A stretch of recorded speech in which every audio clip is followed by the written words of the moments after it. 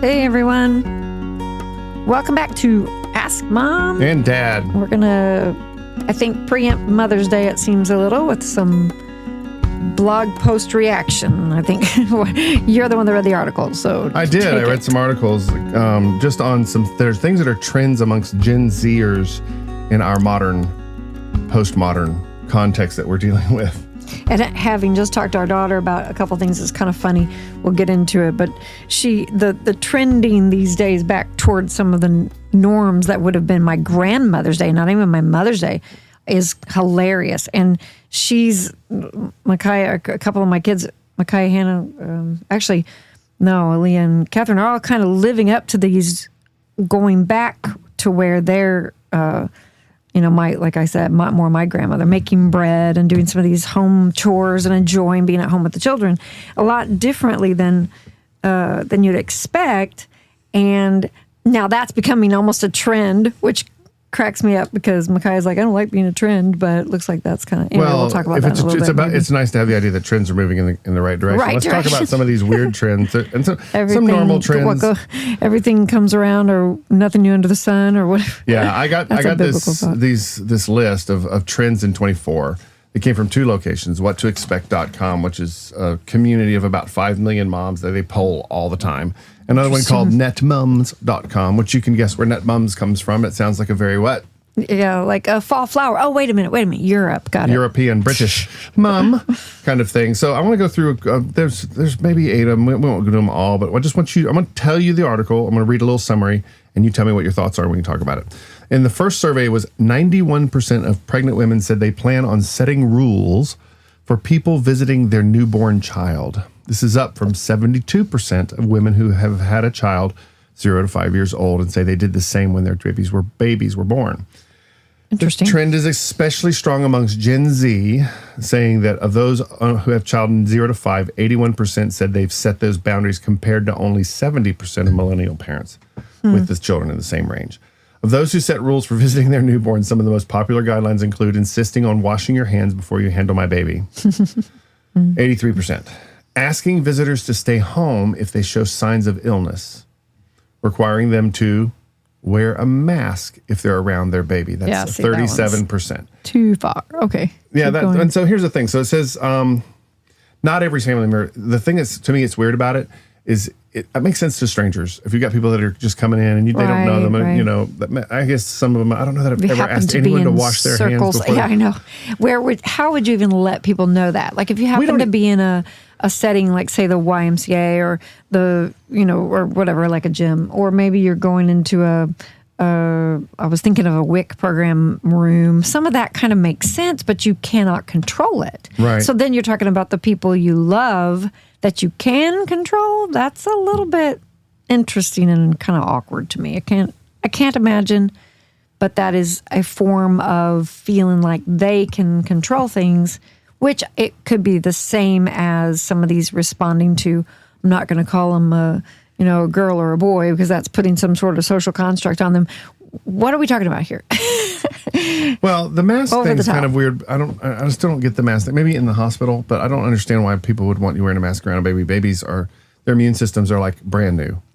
Well, that's what I was going to say. It's funny how it's dismissing that angle on it, which we believe that maybe it depends on. I believe that nursing babies, their immunities are they're higher than their own moms who have grown up in whatever, or, come accustomed to whatever the atmosphere around them is. So usually their immunities are high to their home and their whatever. So the babies are less susceptible, but all kinds of people with all kinds of opinions out there. So who knows where these things are coming from? I don't even understand the mask idea. Maybe they're, instead of checking your cold at the door, if they think a mask would help. It's just depending on what you believe, I guess. So much of what we do believe, stems from what we believe. That's just, yeah. That's not. But the thing is, I don't know that it's necessarily a trend for us to be careful around babies. I think the trend part is some of the things, the way in which it's happened. I just, like you said, who were, whatever. Well, like I referenced, there's a lot of weird trends out there for new ones. This whole letting them be whatever gender they want to be, that it doesn't even make sense. As if to acknowledge strange. They are not born with a actual biological functioning gender. Anyway, And I don't know anybody I personally understand that's doing that. I mean, we hear a lot about that, but I know there's some out there that are doing it. It depends on where you live in the country, but that kind of stuff is more fringe, I think. I hope it's more fringe than absolutely not. Okay, second, nesting parties. You know what a nesting party is? Are supposedly replacing baby showers. I give you a hint. Okay, so nesting to me means getting the house ready for the baby to come. So whether that's Right. cleaning or decorating or... So rather than having people show up and give you gifts to celebrate your birth, they're saying, why don't you guys all show up and clean my house before the baby comes? Because that's basically what's going on here. I mean, I like that idea, but... Okay, so nesting parties. So you explained how it's inviting your friends over to have them help you clean or whatever. I think that's over the top, but it's not bad. I mean, I kind of like the idea. I wonder if it's just an excuse for them because they don't want to ask people to bring them gifts. No, I think it's women getting together. I mean, women like to get together anyway. And either, yes, they don't need, maybe I was thinking more for the second or third baby where you don't necessarily need more things. Maybe you're having the same gender even because a lot of people know what the sex of the baby is before it's born. So if you've already had a boy and you have another boy, well, now you've got lots of boy stuff anyway. So if you don't need that, then maybe, but you do help need because you've got a toddler, you do need some help getting the house ready, then yeah, that makes sense. I don't know.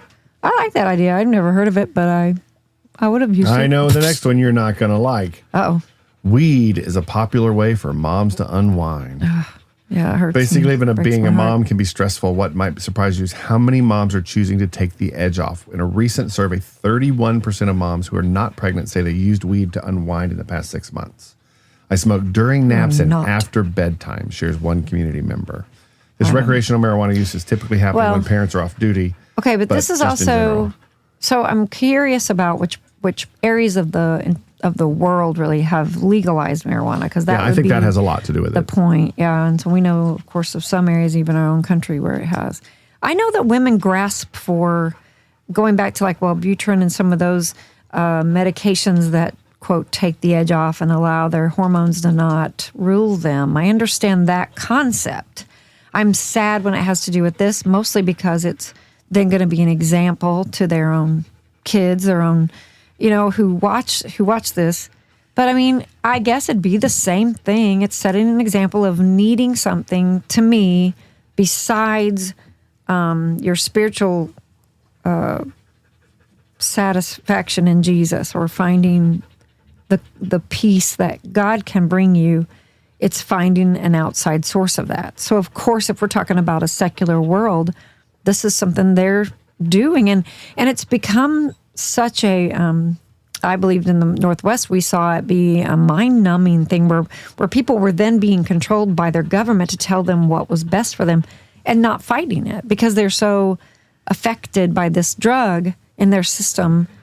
It's back in the days of the love revolution or whatever, the hippie days, the late 60s, you saw it used as a chill out drug or whatever, and all's good and it's fine and your truth and my truth. So it's sad, but it goes along with the culture we're seeing, which is to not handle their own stress and not be able to deal with it. Yeah. I think that is directly a result of, I think, like you said, the undoing of our normative culture because of legalization of weed. I think the people probably were doing it beforehand. They just now are talking about it because they feel that they're not going to get in trouble. Maybe, or yes, there were resources. There's a generation, like I would say the generation before my mother, who would have gone to another mom, a grandfather or grandmother or whatever, drew strength from the family that was nearby or maybe even cousins that lived nearby. That during my parents' generation, that kind of moved out where they were going further away from their parents. They were moving where they were a little more isolated. You got back into, to me, that's when the church became strength for them because they had known those communities but having moved away from them, were looking for that. So they might have looked in church community, which would be a home for them. So in our day, and then further on to the next generations, we've moved even further where we're so isolated and we're finding these social media and stuff to try to find people to maybe relate to.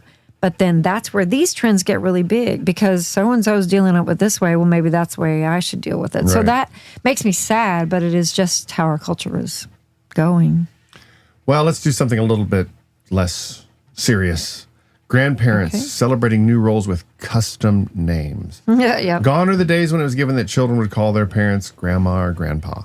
Now, older generations are increasingly choosing their own grandparent nicknames. In recent surveys, 71% of moms with a 0 to 6 month old say that a grandparent figure in their child's life picked a nickname for their grandchild to use. Sometimes these nicknames are rooted in culture. Filipino grandparents using Lola or Lolo, or Polish grandparents using babaka or babki, for example. But often this comes back to the larger trend of grandparents looking for ways to embrace and celebrate this new phase in their lives. See grandma showers. We'll look that up later. That just sounds weird. Oh, my goodness. While some parents are all for it, others think it's a bit over the top, especially when when the chosen name sounds so similar to mommy. My mom wants to be Mimi, and I hate it so much. One community member says she's too close to mommy, in my opinion, and what's wrong with grandma? My sister likes to be called Momo, I think is what she uses. Well, what I think, and I think I heard my sister say this too, that I think it's an attempt to hold on to some youth, to I think not be seen it as sounds that more like age vain group. grandparents than it does like I don't don't call know. me. It's like when even to this day when somebody calls me Mr. Sawyer, it's unsettling. It's Right. Some people don't like that respectful term. It feels old, makes you feel older. Yeah, I mean, not don't- as much, but it used to be. But we grew up now. We were in Wisconsin for a while, and that was a thing in our church. I remember people saying, "Do you want to be called Mr. or Miss or Miss whatever?" And that was fine, but we changed it. Instead of Mr. and Mrs. Sawyer, or you were Pastor Greg, or we were first names, Pastor Greg rather than Pastor Sawyer. I was Right. Miss Tanya instead of Miss Sawyer. I think Didn't mean to do that. Go ahead. Go I ahead. think the idea is that You're fine.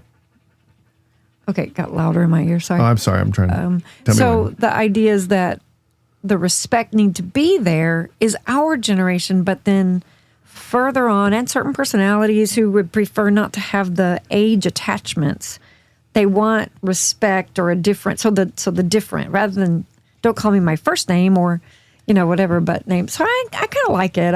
I wish I had tried to figure that out. I wasn't very creative with my own grandkids, so they call me grandma. I'm just normal, but you are Papa because we liked that. See, I know that. I like it because our kids have different grandparents, and so some of our kids helps out. they differentiate the kids. I don't mind being the original.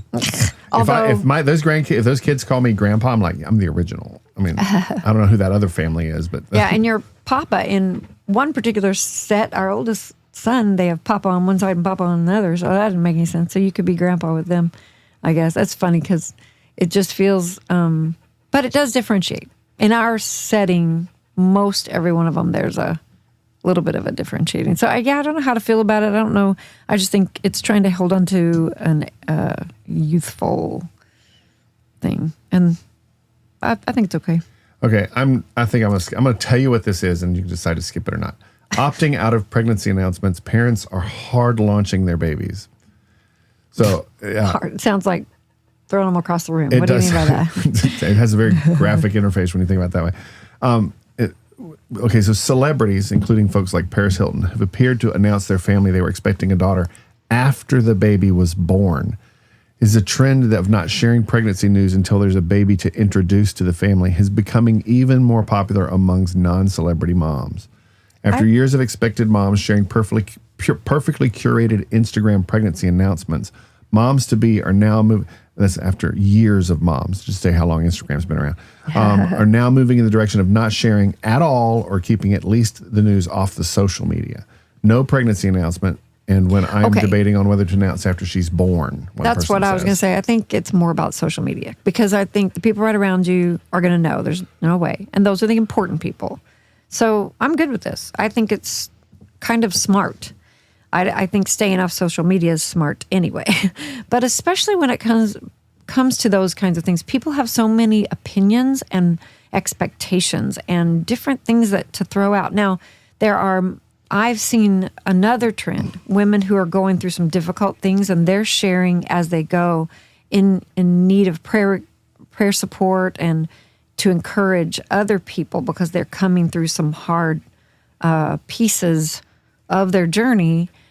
That's different. And I'm okay with that. They're braver than I would be. I don't think that I would want everyone to know all the details that are just out there in kind of cyberspace. But people right around you to know through, to go through with you what the difficulties are or even the celebrations feels more real. So I think it's a millennial or I guess a Gen Z reaction to the whole share everything online. And it really started to bite at them. They started to realize that wasn't good. Sense. They were comparing each other. I could do that. That makes sense. So Hollywood makes complete sense. I accept your translation of this. Go Hollywood ahead. makes complete sense because you wouldn't want everyone in the world, I don't think, to know what's going on with you. I mean, that just doesn't. I don't question that at all. Okay, now it's going to get kind of weird because you're going to hear these things and you're going to go antenatal boot camps. ANTENATAL. I heard that term just the other day I was watching a show called The Midwife. It's a really great show about the 40s, and they use that term. Okay. It's just meaning prenatal, isn't it? Yeah, prenatal care. It's specifically to the mother and breathing and care for her. Boot camps where they're teaching moms how to breathe with exercise and specific antenatal classes or by eating and drinking really well beforehand. Yeah, it's supposed to help a Didn't mom we do all this? get through labor. Yeah, I mean, most moms want that kind of help, but I guess it's a trend to find a coach. Because I'm thinking to myself, I don't know, yeah. When did they stop taking care of it? They just kind of lay around. I'm pregnant. We're just going to lay around on the couch until I have the baby. No. It's specific, I think, to, like, for instance, Braxton. No, what's the name? That's not right. The different type Bradley classes or Lamaze classes. It's specific to that, and it's just a new version of it. I really believe that's it. Doing things it's a like breathing, yoga, walking, or swimming. Yeah, it's a breathing and relaxation technique. Do you remember because we had midwives?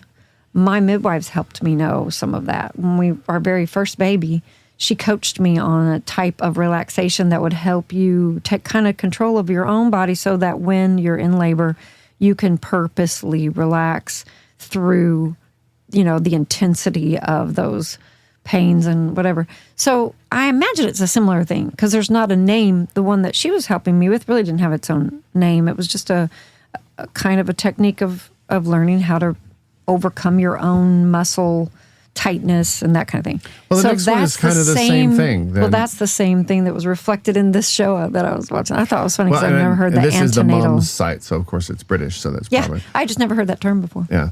Well, this next one's the same thing. It's called birth biomechanics, which is everyone wants a smooth and pain-free experience. So there's been a lot of research on how to specific exercises, stretch and holding positions can help open your pelvis in ways that optimizes your baby's passage through it. Lots of pregnant women are talking about it, as are midwives.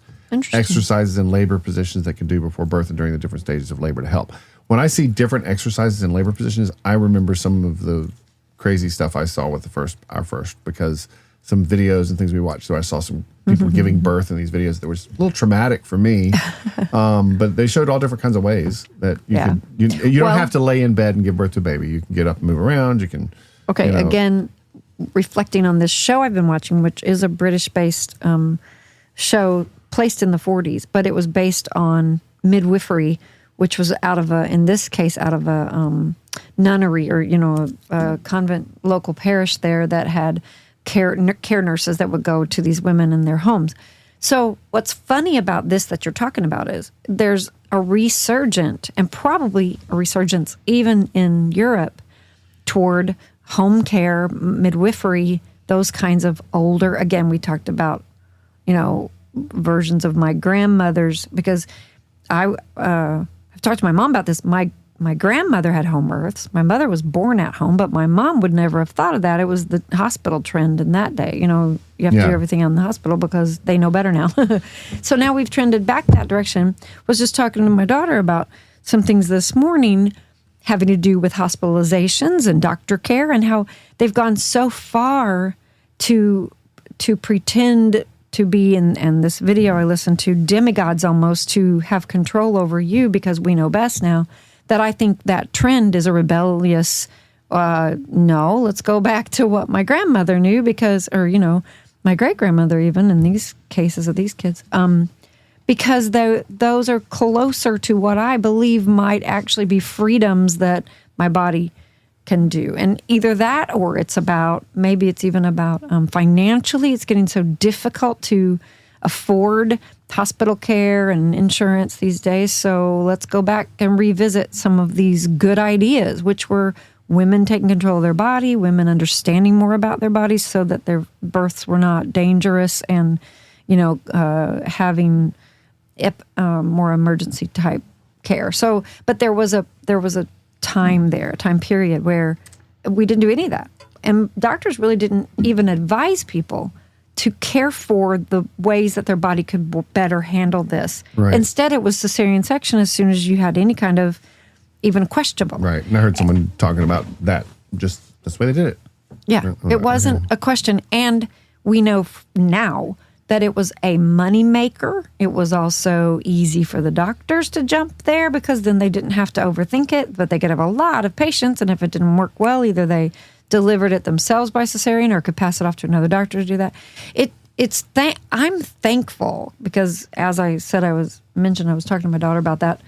I'm thankful because there are so many, we abandoned preventative care in so many angles, so many different ideas, including our own nutrition, our own understanding of caring for what is normal and natural, such as another one of the, this podcast I listened to talked about even just trends of processed foods and sugars in our food has gone crazy trying to lower fats and everything. We went overboard with sugar and carbs. He was even saying, our body doesn't even process carbs. We don't really actually have to have them. I've never heard that before. So I'm like, okay, that's weird because we can extract carbs, I guess, from just about anything. We don't have to overload with noodles and white flours and sugars that we think, it's Right. been filler, and it's been building in our society so much, just like anything, that it has to come back down eventually. People are just starting to see that those things have really made us worse off, caused obesity problems that we can't control, or caused diabetes off the charts, So I'm glad to see that these trends are, let's take back our information, our own bodies, and understand more preventative means. So anyway, all that to say, I got on the soapbox of all the different preventative means, but I'm excited Well, how about about this one? Because I'm pretty sure you're not going to get on this soapbox. Okay. How about hypnobirthing? What in the world is that? Not a new trend, apparently, but it says that this author predicts it will continue to grow in 24. It remains popular choice for birthing people and their partners. The meditative and breathing techniques it employs are proven to be highly effective in managing contractions in the long-haul labor that often can be. It's great for centering people and reminding them of why they're experiencing feelings and the surges. And it is extremely handy when it comes to managing the roller coaster ride that parenting is. I just don't understand how it's called hypno, because it sounds just like hypnotic or... Yeah. But yeah, to me it sounds like put some worship music on in the background. That helps me and, quote, centers me to remember that God's in charge and I am not, and brings peace. Yeah, I don't know. I don't even understand. But then the whole idea of meditation these days has been separated out to, I was going to say, separating out meditation toward just a peaceful thought process or something like that is, it's a nice way and of it saying, sounds you a just little need to bit calm the Eastern. down. Yeah. Well, and we take it almost too far with like Eastern mysticism and different things that bring meditation to a bad place. But I think that maybe the beginnings of that is just wanting calm and peace. Well, so I know that's not going to come unless you're praying, unless you're actually directing your thoughts toward the God who loves you, as opposed to just sort of emptying your mind, which is what you hear of and understand that term to mean, which is, we know as Christians, is not wise, because the Bible says then you're opening up to other, even possibilities of demonic forces. So these things are not what I would think of as being good, as separate and setting them aside. But this is Europe we're talking about. Who knows what their, actual foundations for them are, and they've gone astray from their Christian understandings. So they're probably not teaching a full truth. They're probably taking pieces of it and using it as they want, and that's kind of dangerous to me. So let me read, because as we're talking about that, I have this scripture here that actually applies. I was reading in Psalm 10 this morning. For the wicked one boasts about his own cravings. The one who is greedy curses and despises the Lord. In all his scheming, the wicked arrogantly thinks there's no accountability since God does not exist. His ways are always, this is the boastful one talking, his ways are always secure. Your lofty judgments are beyond his sight. He scoffs at all his adversaries. He says to himself, I'll never be moved from generation without calamity. Cursing, deceit, and violence fill his mouth. Trouble and malice are under his tongue. Anyway, going on down, he says to himself, God has forgotten. He hides his face and will never see. So the saddest part of that is they're trying to take some really great things, like we were just saying, time alone with God and peaceful moments of reminding ourselves, be still and know that I am God. That's from, the Psalms as well. We need those moments. But when we separate that out into just these hypnotherapies or whatever they are, or meditative things, I don't know that they're going to bring the peace that people are wanting. But maybe they think they can talk themselves into it, and there's lots of lingo there separate from what we would know as principles of Scripture, and that makes me sad. But I guess that's where Christians come in. We should angle them back toward the understanding of where it came from. Okie dokie. Got a few more for us here, and we're just going to wrap this up because these are interesting. But this one, you're going to be ready for this one. Scruffy hospitality. Oh, I actually like the sound of this. It sounded more, I think what you said was really literally as opposed to, because that's what I thought of when you described What it. do people say oftentimes when they get visits in their homes? Someone comes over and it's an unsuspecting guest or something, and they come in. The host usually says, I'm so sorry I didn't have a chance to clean up. I'm sorry for the mess. Okay, that's not true, though. That was true for our generation, I think. For this newer generation, they're into simplicity a lot more. They do the whole, what is it called when they downsize, and minimalism. Yeah, is what you're minimalism, talking about. Exactly. So it makes me think of people who couldn't live that lifestyle. I'm not. I want to be a minimalist, but I'm not minimalist. Yes. But I'm not able to be. So instead, I'm going to be happy with, which is. I'll be content the fact that still I am. This is all me. This is exactly how I raised our kids. Mm-hmm. I'm going to be happy that my house isn't perfect, that we are at home, homeschooling as well. So our house is lived in. Yeah.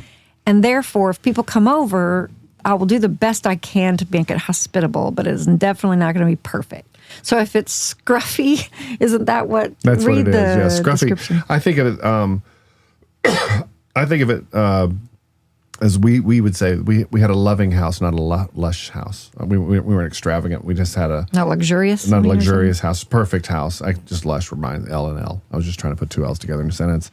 But yeah, it means that if you got kids and babies, there's going to be a mess, and just deal with the fact that this is a house with children where there's happiness and people are enjoying. In fact, if you don't like it, there's other houses you can go to that look different, but we're going to be who we are, and I'm happy with that. And the point of the matter is it's good for your well-being. If you can be content in your house and you're not worried what other people think about you, you're going to be a healthier person because you're not stressing out about what everybody else is thinking all the time. And I think that's a and again, this is a trend because homeschooling and bringing the mother back into the home rather than working outside is kind of a trend as well. Like we just said, it was called, the term was trad wife.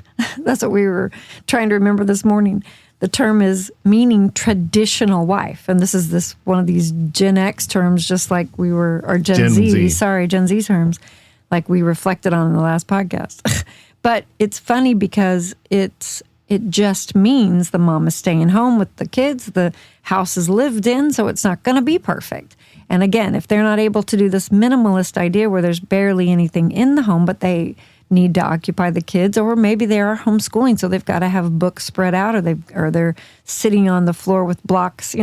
It's not going to be a perfect orderliness when someone comes in unexpected. But it doesn't mean they can't quickly clean it up. But anyway, it's who they are. And I think it's they need to be fair that comfortable if with it. I have to step on Legos in the middle of the night, you should have to step on Legos when you visit. It's just I want to share the entire family experience with everyone. You ready for the next one? Sure. Designer dupes. Okay, I don't get it. And I think this has a lot more to do with the economy in the world today than anything else. Okay. It means instead of getting the real deal, settle for something that looks like the real deal. Get a fake. So rather than forking out the money, find something that looks the part. but still works well, but it's inexpensive. Interesting. So, especially when it comes to children's products. Why are you going all out on cost for children's products? Of course, you and I were never out there getting the best. Wow. I think most of our kids did second. And then by the time Elijah, bless his heart, he had 8th hand generation stuff. Hand down. It's a hand-me-down, down. Yeah. But some of our hand-me-downs are still trending in our grandchildren. You think that, right? Yeah, some of that. So it's the pinch of cost of living, and it's expensive to have children. So you just can't buy everything for your kids all the time. And so that's called... That their term for that is designer dupes. I still think scruffy. That is the funniest. Is the best phrase. Scruffy hospitality is. That's like I want to keep that term and just kind of keep it in my pocket and use it now and again. The next one's tied to it: shopping sustainably. This is such a Gen Z term.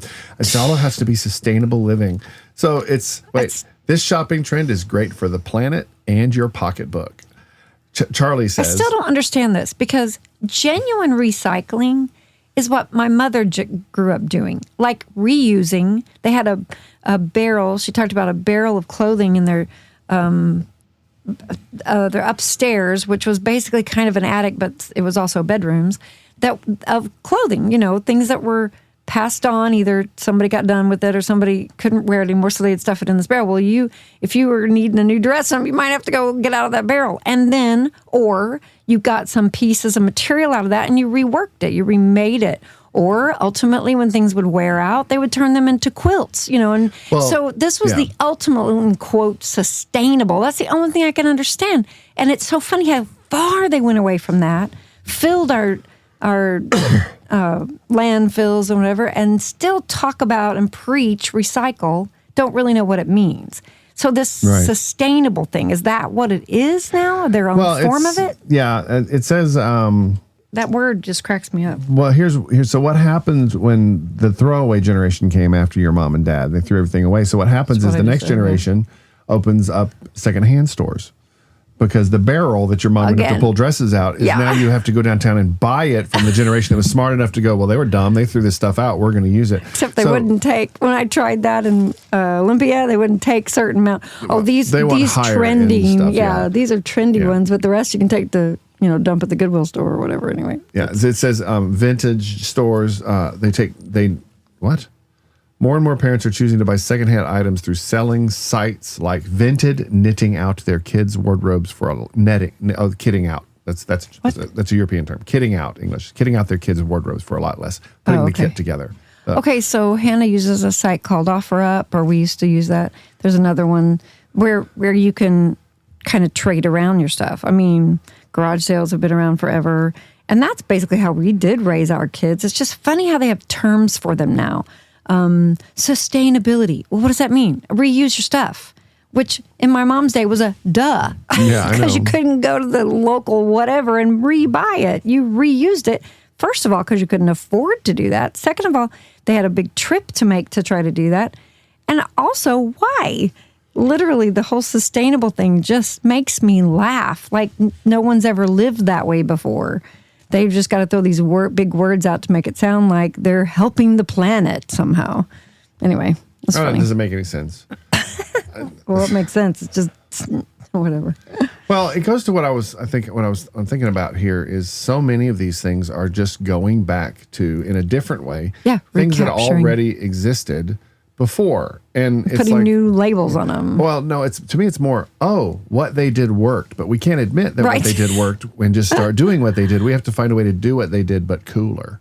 And call it something new. New. And make it sound like it's all the... I wasn't going to do this one because I don't like it, but I want to end with it and just kind of make a comment on this because my answer to this question is pretty straightforward but it's in the list of trends. Okay. And so all this stuff seems really kind of pithy and just kind of trendy. But here's the thing: it says is a focus on co-parenting.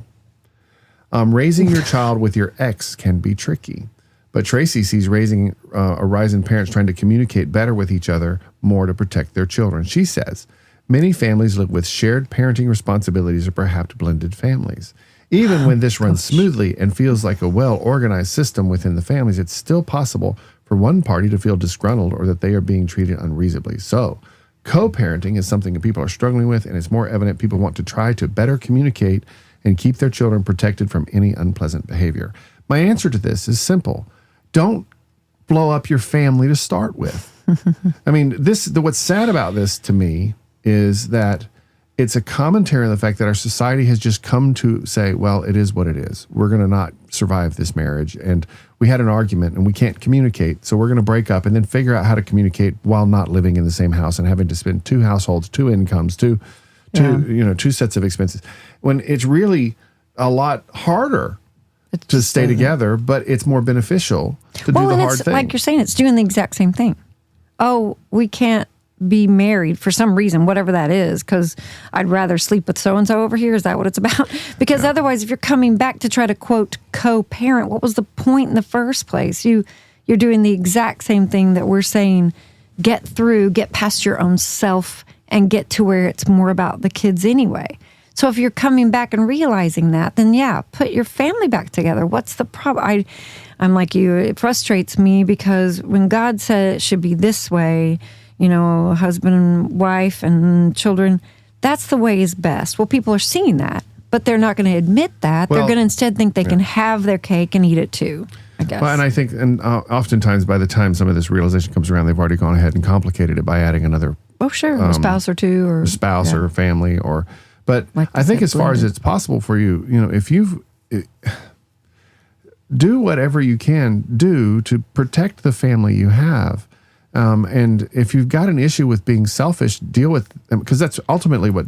I'll preface and say, not everyone who loses a marriage is being selfish or self-centered, but the bulk of what happens in modern society is selfish people unwilling to work through their issues because it's just too hard, or we're never going to see each other, or more honestly. Someone out there, I believe, is probably more likely to be just like me than you are. Yeah. But again, getting back to, but if you're willing to come back and because of the children, give up yourself, which is what this is talking about. They're willing to work through some of the communication barriers, or they're willing to work through, because, quote, co-parenting is better for the kids. Why was that not considered in the first place? This is my point. That's what's breaking my heart. Is that they're breaking it and then saying, oh, now we need to fix it. Yeah, and the idea that our children are not affected by divorce is just wrong. And they will not see it maybe for a while, but kids of divorce, even in these situations of co-parenting, trying to make it work, to juggle the kids back and forth and maybe let them have whatever from both ends, eventually it will still come out how difficult it is for the kid. And those children going into their own marriages have to carry with them that brokenness, the brokenness that they experienced, whether or not the family or the parents really saw it, I guess is what I'm trying to say. They may have said things like, well, we've given them everything they want, or we, give them 2 different homes instead of 1, or we were able to give them so much more because we have 2 different incomes and 2 different households. But the kids don't see it that way. No, I think kids are wonderfully resilient and they have the ability to adapt, but that doesn't make an excuse for you to go ahead and put them in a situation where they have to adapt and they have to be resilient. If it can be avoided at all. The resiliency you want to teach them is how to be resilient in life, and why not try starting by being resilient in your own relationship to them, and adapting your own behaviors so that you can be someone who shows them the right way to do that. Because honestly, resiliency and adaptation, we use that because kids are young and they're resilient and they adapt. Well, yeah, but they're learning all the wrong ways to do it because they're watching the wrong ways to do it. Again, they do. In a conversation I was having with someone, Elijah and I were talking the other day, and we were talking about how grateful the kind of family that he was in coming up and what that taught him. But he's got so many friends that don't have that, and just the belief that people have that I'm not going to be like my parents. Well, who are you going to be like? Yeah. Do you know anyone else? Have you got an example to follow? Because every one of us learned somewhere how to be something, and we tend to be the something we learned to be unless there's some surrogate that steps in and teaches us something different. That have learned from grandparents or seen a grandparent situation and admired it and maybe could graduate into that line of thinking. But most people will do what their parents do, not what they say. True. So the problem is you are training them, whether you realize you're training them with how you live, with what choices you have made. So true. All right. Well, that is all of the pieces of it there of what we were talking about. So I'm going to go ahead and say That was a good episode. It was fun to sit down and chat with you about all of these interesting trends in the world. There's some other things we can talk about. We'll pick it up at other ones that I'll set aside for maybe the next one to do. But I think that as we think about just these little things that again are not necessarily anything new, because Solomon told us there's really nothing new under the sun. We'll just think. I can't think of what I was going to say to close it out there, so I'm just going to say this. Hey.